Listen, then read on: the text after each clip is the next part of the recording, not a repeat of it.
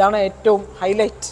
ഈ മ്യൂസിയത്തിൻ്റെ ഹൈലൈറ്റ് എന്ന് പറഞ്ഞത് സ്വാതിരുനാൾ മഹാരാജാവിൻ്റെ കാലത്ത് പണി കഴിപ്പിച്ചതാണ്. 1837 ഇതിൻ്റെ പണി തുടങ്ങുന്നത്. 42 തീരും. 42 തിരുവോണ ദിവസമാണ് ഇത് പുറത്ത് ഇറക്കുന്നത്. അന്ന് ശ്രീ പത്മനാഭന് ഒരു സ്വർണത്തിൽ ചന്ദനക്കിണ്ണം, പിന്നെ അന്ന് പ്രത്യേകം ശീവേലി, ഒരു പതക്കം, ഇതൊക്കെ അദ്ദേഹം നടക്കി വെച്ചിട്ടുണ്ട്. കൊച്ചുകുഞ്ഞാശാരി അദ്ദേഹമാണ് ഇതിൻ്റെ നേതൃത്വം കൊടുത്തത്.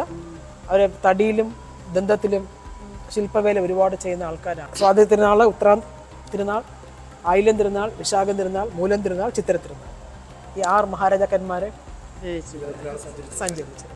പ്രത്യേകിച്ച് ശാസ്തമംഗലം എഴുന്നള്ളത്ത് അല്ലേ? എഴുന്നള്ളത്ത് രഥപുര ഉണ്ടായിരുന്നു കോട്ടയ്ക്കകത്ത്. എവിടെയാണ് രഥം അന്ന് സൂക്ഷിച്ചിരുന്നത്.